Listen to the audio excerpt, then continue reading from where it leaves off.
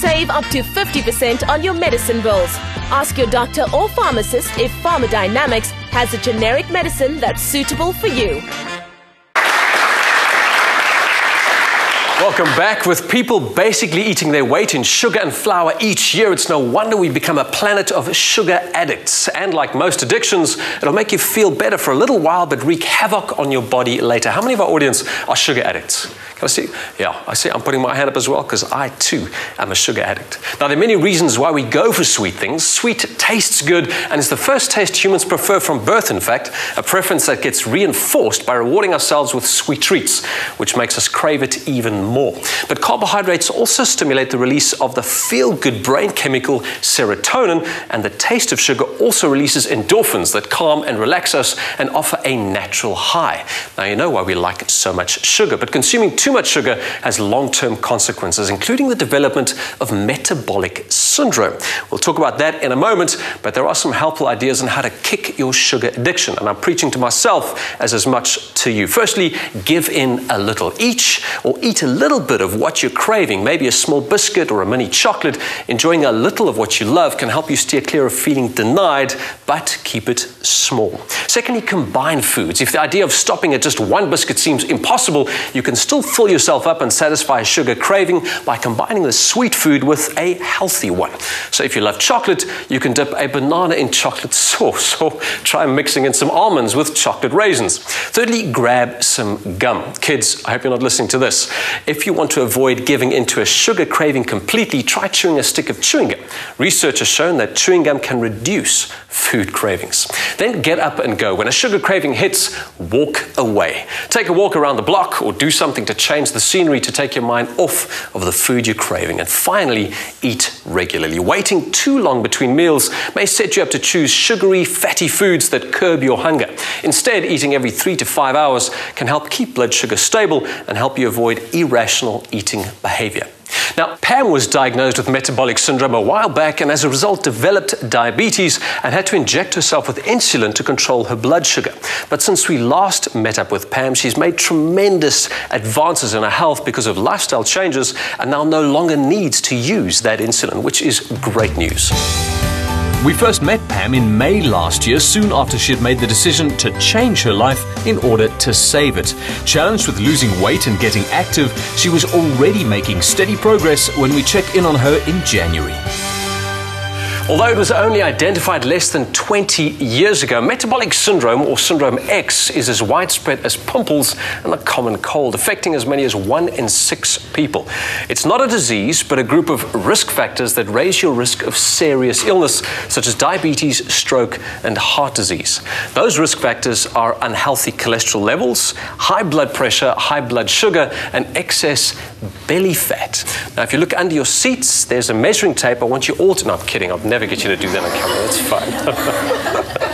Having just one of these conditions doesn't mean you have metabolic syndrome, but when 3 or more of these conditions occur in combination, your risk for heart disease and diabetes is significantly greater. Now, why do you need to know this? Because aggressive lifestyle changes can delay or even prevent the development of serious health problems, and that's just what Pam did. Pam, when did you first realize you had syndrome X, or this metabolic syndrome? Well, the honest truth, when you asked me to be on your show. And I asked my doctor, so do I have the syndrome X? And he said yes. And what lifestyle changes did you make then, knowing that you needed to change I'd made something? the lifestyle changes before because I hadn't had a name for it. And for a long time, I had known that I was getting larger and larger and all attempts to diet and control my weight were failing, that I was becoming more and more sedentary and less able to do any exercise. I could hardly climb a flight of stairs. And I was getting sick. I was having to take all these tablets because you had chronic this and chronic that and just chronic everything. And I was sick and tired of being sick and tired, but I didn't know what to do about it. I was also in denial. It's uncomfortable to have to change, to have to think, well, I have to completely change. And I wanted this magic cure. Surely the medical profession, we're working on this. There must be a pull here. Yeah, and what you're touching on here, Pam, is a problem we all have, is we know what to do, we just don't do it. So what did you do? What did I do? Okay. I went into an addiction clinic. I realized that the underlying problem was my weight. and my inability to control it, that I am in fact, like an alcoholic. I'm a food addict. And I had to treat myself as an addict. And the clinics taught me to see that I'm firstly not a special case, and that there wasn't going to be a magical special cure for Pam. And that there was something that I had to do. That yes, there was help, but you have to take the first step yourself. So Pam, what was the step that you took? I went to see a nutritional therapist who helped me develop a healthy plan of eating. So every single day I plan what I'm going to eat before I'm feeling tired or stressed or hungry or whatever. Brilliant. That was a physical step. Any other steps? Emotional? Yeah, well, more physical and emotional was I started doing yoga. I need to do exercise, and I need to be in a healthy, calm space, stress-free. I'm learning to live mindfully. Your metabolic syndrome is not cured. No. It's an ongoing condition. As you say, you're almost a recovering addict. I am a recovering addict.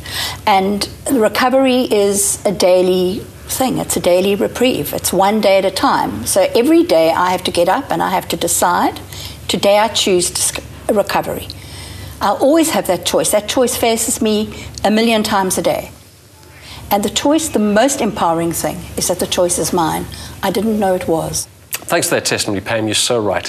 The choice is yours. And the whole idea behind recognizing and treating metabolic syndrome is to reduce your overall risk for heart disease and diabetes while you still can reverse the risk. And you do it through choosing to change your lifestyle. Here's what you should do. Lose some weight. The goal is to lose about 10% of your current weight. Then get about 30 minutes of moderate intensity exercise most days per week. Lower your cholesterol and your blood pressure, and obviously stop smoking.